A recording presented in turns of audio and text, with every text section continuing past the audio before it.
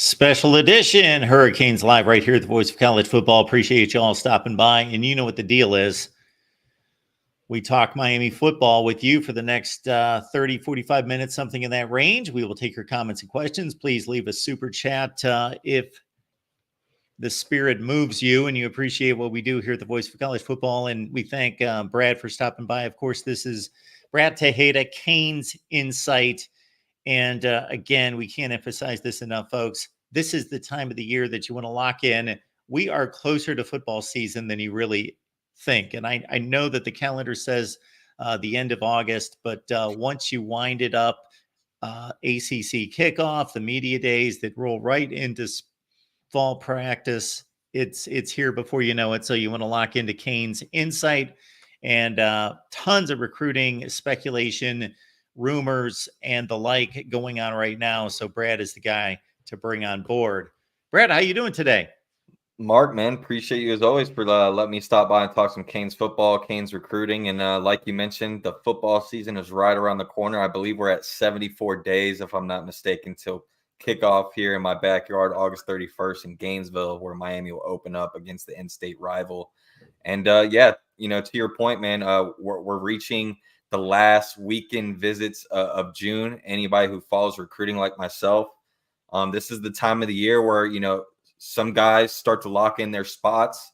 Others, start to head to another program that, most maybe thought, weren't interested at a time. And that seems to be going around not just Miami, but other programs as well.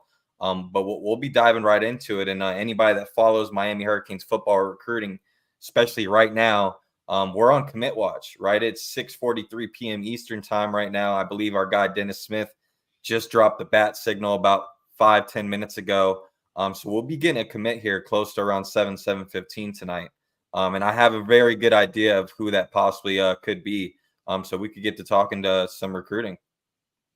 Sounds good to me.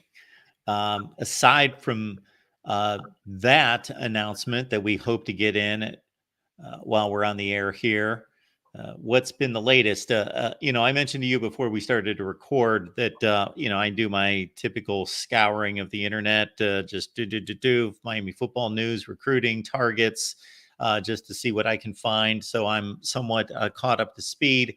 Saw a few guys. I don't know how serious Miami was, but a couple guys that were on the offer board that went elsewhere here just in the last few days. But that's all that I was able to pick up. So that's why we've got you here. Yeah, absolutely. Before we get into the recruit tonight that will be committing here shortly, it should be an offensive lineman from everything I've been hearing, and it's a pretty good one, but we'll talk about him shortly. But you talk about, some of these recruits that are starting to help go elsewhere or commit to other schools, right off the bat. You had guys like Andrew Purcell and Eric Winters, who are actual teammates who both visited Miami at one point earlier in the month of June. Both of those guys ended up committing to SEC programs within the last few days. Andrew Purcell committing to Kentucky and Eric Winters committing to Auburn, I believe. So with those two being out, your secondary target list starts to get a little bit slimmer, right? When you talk about just last weekend's visitors alone, you had guys like Amari Wallace from Miami Central there in your backyard, who it seems like Miami and him continue to do a lot of great relationship bonding between the two, and it seems like Miami's in a very good spot. Louisville is really the only team right now to watch out for Amari Wallace, but from everything positive I've heard over the past weekend, Amari Wallace was one of many guys that really came out of the weekend with Miami at the top of the list. Other than Amari Wallace in the secondary room, you had guys like Chris Ewald, who will be making his commitment June 27th within the next 9-10 days, which is going to be between Miami and Georgia, which again, Miami feels they're in a very good spot of landing someone like Chris Ewald. So you get those two guys. And then, of course, the prize and jewel of the class is, of course, DJ Pickett, as we know, who's one of the top secondary players in the country. Every school in the nation wants him. This is a guy that can come to Miami day one and potentially start right away. And DJ Pickett and Miami obviously have a lot of family ties. You got Booker Pickett, who is currently on the football team, who was recruited in this past class at defensive end, is on the team. You're obviously going after DJ Pickett this class, and then next class you have another Pickett as well at the offensive lineman, who's one of the top offensive linemen in the country in your backyard. So Miami's trying to do a good job at, locking down all the Picketts to be Hurricanes. But those are the three guys at the secondary right now within the last 5 or 6 days to really watch out for with Miami. And then, of course, with this weekend's visitors, you got guys like Ben Hanks, Hilton Drake Stubbs, Bryce Fitzgerald. Those are going to be pretty much rounding out the rest of the guys that you're targeting in the secondary room within these last 2 weekends of visits. So you definitely want to make sure that you could at least hit on about 50% of those guys, which seems like currently Miami is in a very good spot for. So the two guys that you mentioned that chose elsewhere, based on the conversations that we've had in recent weeks, you've been on a couple other times setting us up for this big stretch run. It doesn't seem like, sure, they were offered. It would have been nice, but not a big blow there. Who would be some of the names based on their ability, but also based on the position that they play, that if they don't come through, start to peck away and are, I know how much you love this football program and how close you are to recruiting, that maybe drive a bit of a stake through your heart and you get that, wanted that one. First and foremost, you got to talk about, guys that you still have currently committed in this class, which there's very few, right? We only have about 3 or 4 guys currently committed in this class. But the one that obviously is a huge circle is Elijah Melendez, right? This is a young man that's gone on visits to Ole Miss, Auburn, and then Oklahoma this past weekend. And it seems like every, SEC school he's gone to, there's been a lot of traction towards that school, even though he's currently committed to Miami. But that is one recruit that I've stayed in a lot of good communications with from beginning to end. I've had the pleasure of interviewing him multiple times. And that young man loves Miami to death. And one other thing that he loves is his mother. And at the end of the day, his goal is to make sure his mom and his family never have to work again, right? And he's going to make sure, whatever that needs to be done to happen, happens. And we know in this new day and age of recruitment, you gotta follow the process, because now the new way of recruiting, some of this process will benefit a young man and their family in the long run, regardless if you don't think you're going to go to that school or not. And that's just not the day and age of recruitment in high school or transfer portal guys, but that's also in the 7-on-7 circuit too. There are young men that are jumping from one 7-on-7 team to another just for a money grab, right? And it's the same thing with a recruitment process. And at the end of the day, you're going to take the recruitment process as you should. And I think Elijah Melendez and his camp is doing just that. And, Miami has done a very good job at communicating with someone like Elijah from beginning to end, making sure he's the number one priority at the linebacker room, which if you really look at our board realistically in the linebacker position, we only got about 2 or 3 guys, Elijah and Gavin Nix probably being your top 2 guys that you can even think of being Hurricanes at the moment. And we have him lined up for the last visit. He's already gone to Oklahoma, Ole Miss, and Auburn, like I mentioned, and he gets to round it all back out, back at home, back where he's committed, the crib. And I expect Miami to do what they do best, and that's close it out. And Elijah Melendez will stay in Miami Hurricane, and that's a big one to keep, because as we know, you can't just recruit guys at other programs or guys that are uncommitted. You got to have the same emphasis and effort every single day and every single week with the guys currently committed in your class as well, because it goes both ways. But other than him, I think another big one is probably going to be Ben Hanks. Ben Hanks is a kid that is going to be visiting this upcoming weekend. He's already visited Florida. Obviously, Florida State's another team in there. He's a kid that's a Florida prodigy, even though he plays in the backyard of Miami. He had a very good visit with Florida. A lot of positive things in the camp, obviously, with having that mutual connection with Florida. It seems like they've really picked up the pace with the recruitment with Ben Hanks. But again, this is another young man that Miami has prioritized pretty straightforward from beginning to end. And to be quite honest, besides DJ Pickett, Ben Hanks and probably Jabari Antoine, who's committed to LSU, are probably the top 2 guys on our board in the secondary that we seem like we're prioritizing the right way. So Ben Hanks is another guy this weekend that you got to make sure you try to close out and be a Hurricane. Brad, part of our discussions that I totally appreciate, and I pick up a lot in regards to this, is because of the the back channels that you work and because of the conversations that you have and the connections and so forth, and then just the knowledge of the Miami program, but also the high school circuit and the state of Florida in particular, having that feel, that knowledge of what's happened in the past and what those relationships are. So with Mario Cristobal in play, Mike Norvell's been at Florida State about 5 or 6 years. You got Billy Napier, a third season at Florida, and now UCF, they're playing power football as well, of course, in Orlando with Gus Malzahn, who certainly accomplished a ton. Has the dynamic changed in regards to, of course, the closer to Tallahassee, to Miami, Coral Gables, Gainesville, of course, the more likely those slightly more likely they are to gravitate to those schools. But are there particular hot spots, cold spots that have existed that maybe Mario Cristobal's trying to work one way or the other in terms of the way this state leans one way or the other?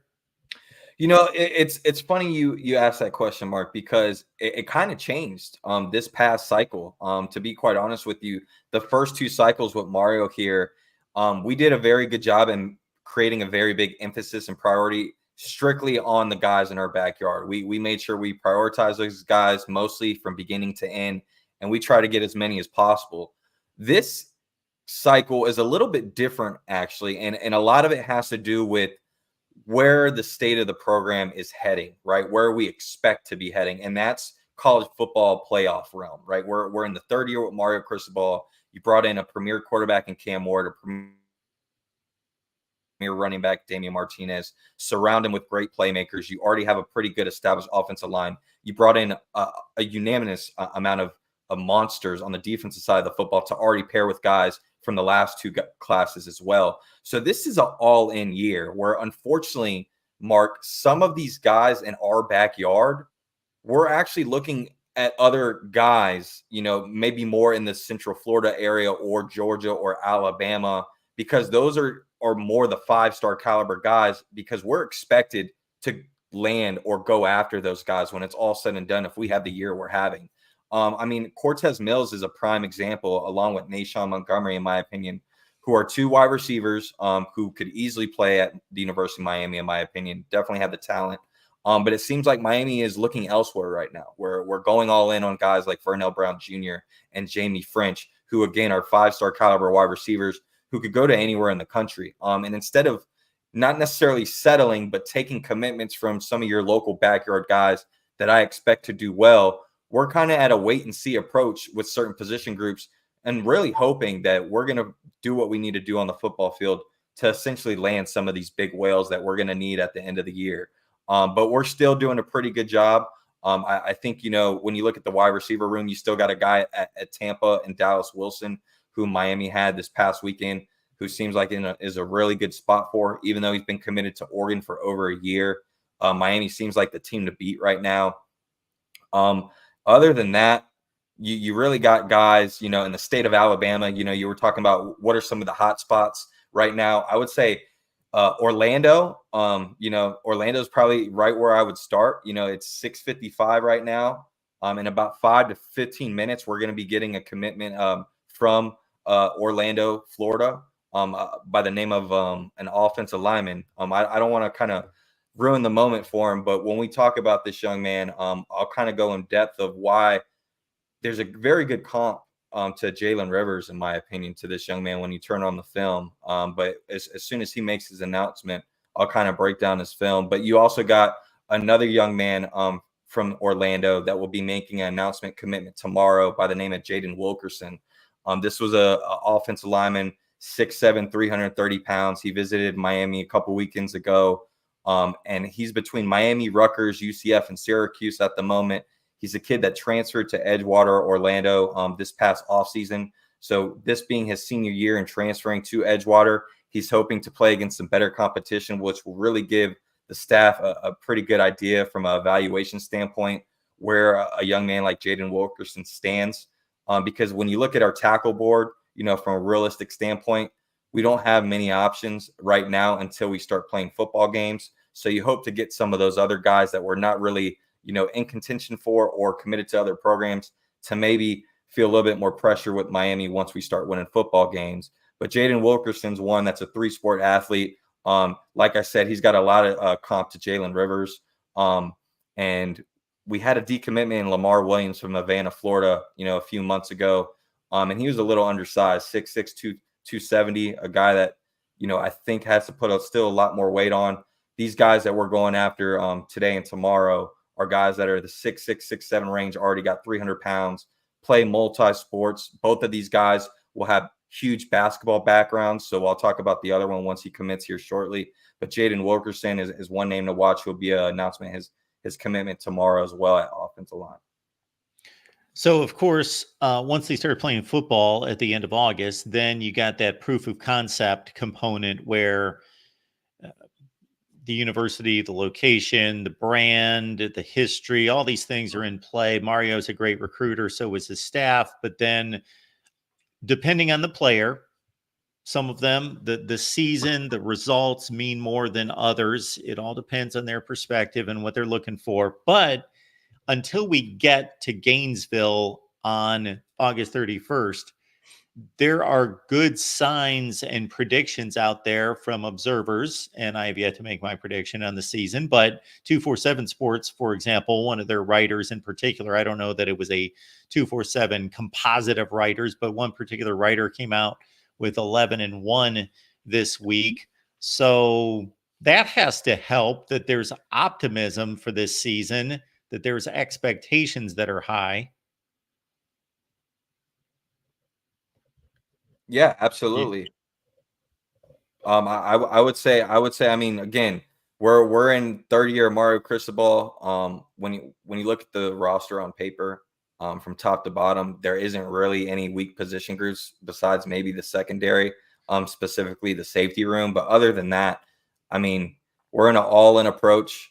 We're in the era of college football now, when the gates have kind of opened up for more teams to enter that college football playoff. This is going to be Miami's year to shine. And if we can't get it done with a quarterback caliber like Cam Ward, with some of the pieces we've surrounded him with, not only on the offense side of the ball, but the defense side of the ball, I don't know if we'll ever get it done. So I think, you're seeing this national media approach of where they feel Miami can go this year for a reason. And there's a lot of obvious reasons. And I think the great thing about all this is a lot of these questions that we're wanting answers to, we'll get them, first week in the swamp against Florida, because at the end of the day, regardless what Florida's record was last year or what it may be at the end of this year, playing week 1 in the swamp, first game of the year, you're not going to go in there untouched. It's going to be a battle. So this is going to be a game for Miami, their own players, our fans, a lot to prove. So this is a must-win approach, and it starts week 1 in Gainesville. Falconer TRX, appreciate you being here. Firing up the live stream on a Tuesday with Brad. So we appreciate Brad accommodating us this week. This is our Hurricanes Live with Brad this week. Cam's on vacation, won't be here Wednesday night. So thanks to Brad, because we knew that we would have a recruiting angle to talk about. Definitely. When you look at this staff, Brad, who can we credit after Mario himself in regards to who are the guys that are really getting this done? To be quite honest with you, with Mario and his staff, the way he's kind of built this program, it's been an all-in approach from many guys. I don't think you can really credit one guy. I think it's really just goes by position group. I think, at the end of the day, anyone that follows recruiting, Dennis Smith, even though he does a lot of stuff on social media, especially with our bat signals and getting the fans hyped, he does so much behind the scenes that I don't think fans really realize. And I don't think that guy ever sleeps either, besides Mario Cristobal. So shout out to him. Shout out to Coach Fields as well. You also got guys like Ed Pata, Mike Rump behind the scenes, Coach Bain as well, Coach Chevis Jackson. You got Coach Nicholson. All those guys, even Coach Mirabal. I think, you got to give credit to Coach Mirabal and Coach Pata and Coach Bain for tonight and tomorrow's commitment. I would say, right? You're going to go back-to-back offensive linemen today and tomorrow. And I wouldn't be surprised if, we talked, a few minutes ago about these runs of commitments. I wouldn't be surprised, Mark, if Miami ends up getting 3 to 5 commitments within the next 5 days, to be quite honest with you. Between last weekend's group of visitors, you have potentially, 2 guys that possibly already silently committed to Miami. You got someone announcing a commitment tonight, another one tomorrow. And then you still have this weekend's group of visitors that you can really close out on a few guys as well and really, do some damage and create a huge wave going into the offseason before you got to gear up for big time football. Because after this weekend of visitors, the whole staff will be on vacation for the next couple of weeks before they really have to get back to the nitty gritty and look forward to actual football games and that recruitment. So, guys like Randy Adrika, Miami Central defensive lineman, who I've seen in person, outplay guys like Armando Blunt, who's already on the football team, who a lot of players and fans are raving about. You got to make sure you shore up somebody like Randy Adrika. Ben Hanks, who I mentioned before, you already got Elijah Melendez, having someone like SJ, the center from Bishop Gorman, and of course Iose Epinesa, who is a Iowa family tradition right now. It seems like Iowa's the team to beat, but Miami has been the team that has really put a flag in the state of Illinois the past cycle, and I believe they're going to do the same thing this year with Iose. So between those 4 or 5 guys and the next round of guys that were here last weekend, I think you could see a huge run for Miami. Brett, I heard some figures thrown out online this week. I have no idea what the accuracy of them are, but they were related to NIL. And I'm not going to repeat them because I don't remember how they were so rough, number one, but also, Miami was mentioned, Ohio State, Ole Miss as being, at a certain level in regards to that. Do you have any type of real data or a good idea on how much is being committed to this recruiting effort? Nah, to be quite honest with you, I don't think anybody has a real gauge of the actual number, unless you're the guy behind the scenes kind of writing the checks. But I think it's pretty clear that Miami isn't stressing, right? If it really came down to a pinch or a battle where NIL was a factor, Miami has already proved that is a discussion that won't be had at the University of Miami. And, when you look at most other programs across college football right now, that's been one of those deciding factors that has gotten a player to go elsewhere. So luckily for Miami, we're in good position to not only continue that path, but even the future of success. Miami has really done a very good job with Kane's connection of really setting up a good platform for the future of this NIL thing, because I don't think it's going anywhere anytime soon. They've already passed NIL for the state of Florida for high school athletes. So we know this thing's not going anywhere. And I think Miami is one of the schools that are going to continue to capitalize on it. As long as we win football games this year, I don't see it being a problem or issue down the road. But other than that, I believe we have a commitment here of Demetrius Campbell out of Orlando Christian Prep. This is a kid that's 6'6", 300 plus pounds. This is a young man that was originally from Maine, grew up playing basketball, had a huge basketball background. Anybody that follows basketball, Cooper Flagg is a name that a lot of people know. This young man played in the AAU circuit with Cooper Flagg, so he has some basketball skills. And he started only playing basketball, and then I believe in 2nd or 3rd grade, this young man was bigger than everyone else in his grade. So kids around him, his friends and family was like, "Hey man, how about you give football a shot?"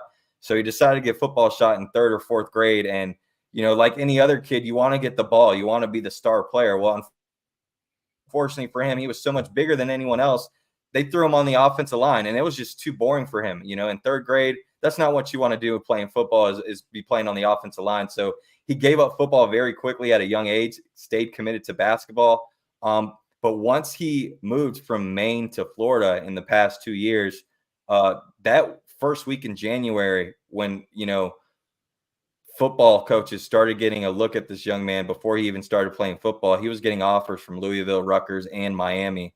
And when he originally toured Christian Prep with his father, it was for basketball only. And when they were taking that tour, I believe the football coach kind of spotted him and knew right away that we're going to try to recruit this young man to play some football, not just basketball. And it ended up turning out to be a really good decision for him. And like I mentioned before, this kid's got basketball background, which many of these offensive linemen this day and age of recruitment does. Has offers from Ole Miss, UCF, Rutgers, and Miami, like I mentioned. And he's had multiple crystal balls to Miami in the past few days. And this is a kid that just committed or will be committing shortly, if I'm not mistaken. Demetrius Campbell out of Orlando Christian Prep is a pretty good player.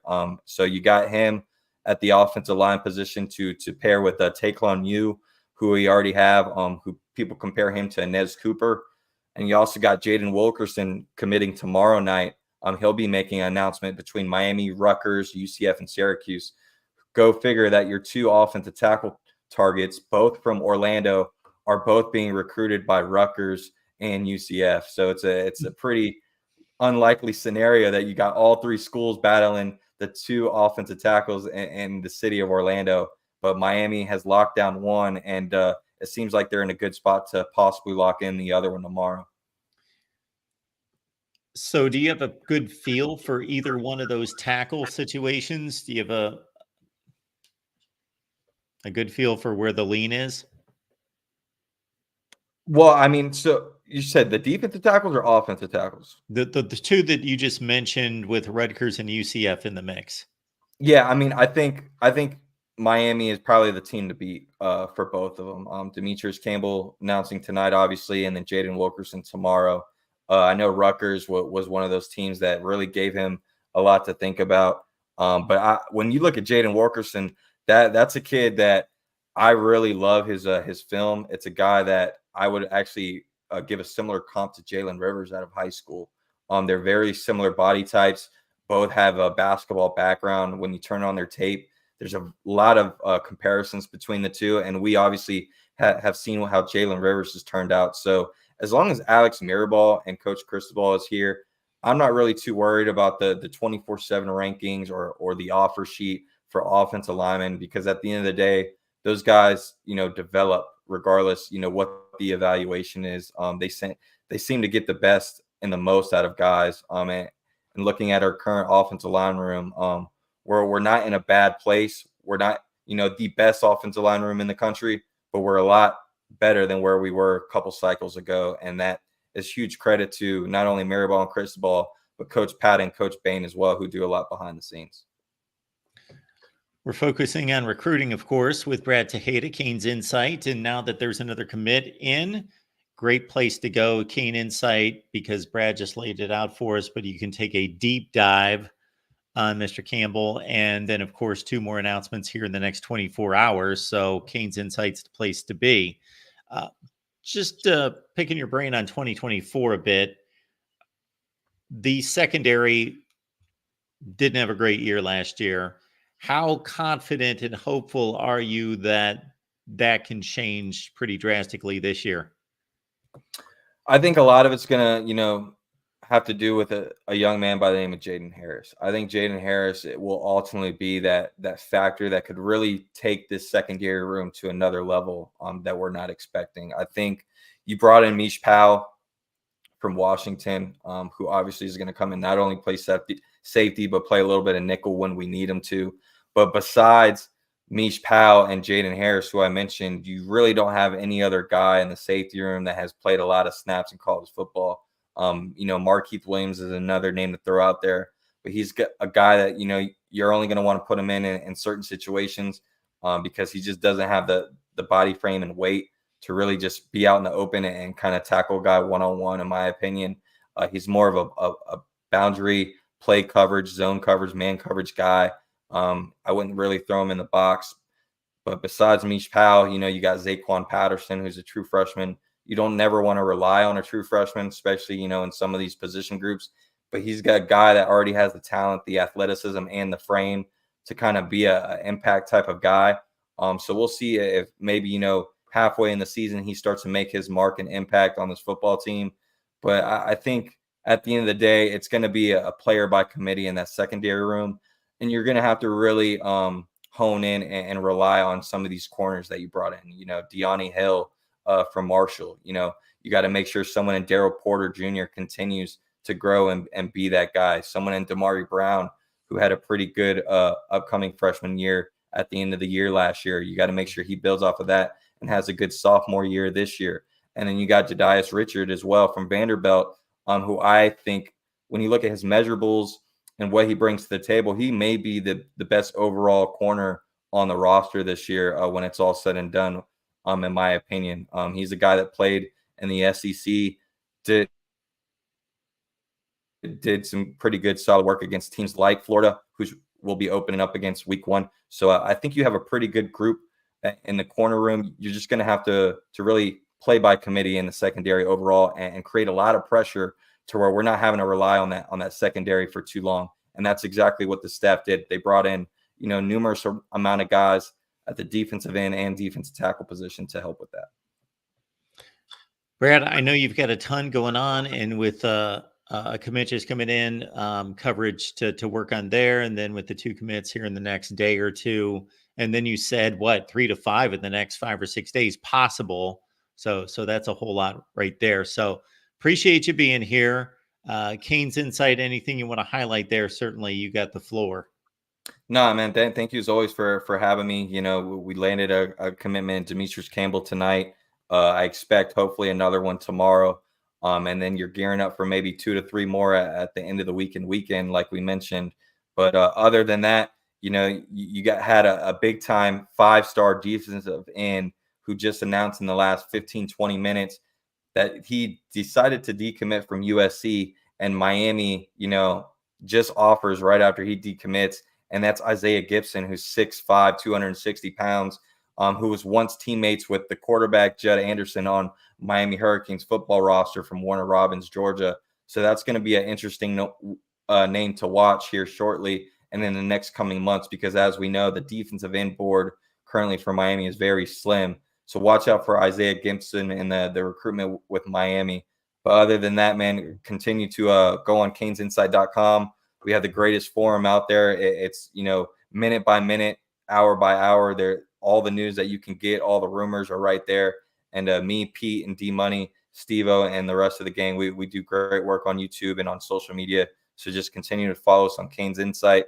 And don't forget to donate to Canes Connection and help support this great cause for the University of Miami.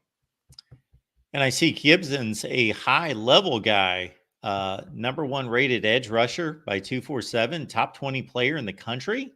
Yes, sir. Yep. And just announced about 20 minutes ago that he decommitted from USC, and Miami offers shortly after. Wow. Okay. That's one to look out for. Absolutely. For sure. Wow.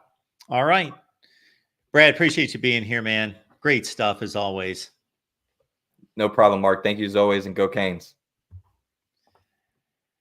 Brad Tejada, Canes Insight, a 383rd edition of the Voice of College Football here at Miami. I want to set you up for the rest of the night. We've got a Nebraska show that's ongoing with Justin Adams over on the Husker channel. So right now, head on over Nebraska channel. We've got Michigan live at 8 Eastern time as well.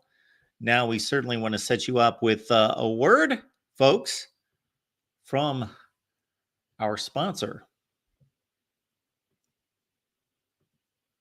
Love what I do as a sports commentator. I have definitely been blessed. I enjoy my career. But I got to say, if I could turn back time, I would learn the business side of sports management, how to manage people, how to manage projects, how to manage situations. And then there's also those times in which you feel stuck in a job, stuck in a career, just feeling that there's a dead end and wondering and waiting, when is that break going to happen? Well, unfortunately, I got to tell you, that break is not coming unless you make it happen. Sports is your passion. You love it, you live it, you breathe it. Why not make your passion your career? Introducing Southern New Hampshire University, our sponsor. At SNHU, you will learn the business side of sports, sports management principles, and how to gather and analyze data. This degree will help you prepare for a career as an athletic director, sports information director, marketing manager, and other exciting roles in the sports industry. You'll be able to tap into SNHU's network of graduates working in sports-related organizations. You'll also have the opportunity to take advantage of an internship or an experiential learning course within the field. Your courses are taught by faculty with real-world experience, so you'll have opportunities to connect with people in the industry. And when you graduate, SNHU will be right there to help you with your job search. SNHU is accredited, nonprofit, and has radically affordable tuition. SNHU was voted one of the country's most innovative universities by U.S. News and World Report. Just go to snhu.edu/VOCFB. The link's also in my description section down below to see if you qualify for SNHU's sports management program. You might be eligible for financial aid or have existing college credits that could fast-track your degree at SNHU. Click the link to get started. Your exciting sports management degree at SNHU awaits you. Do it now.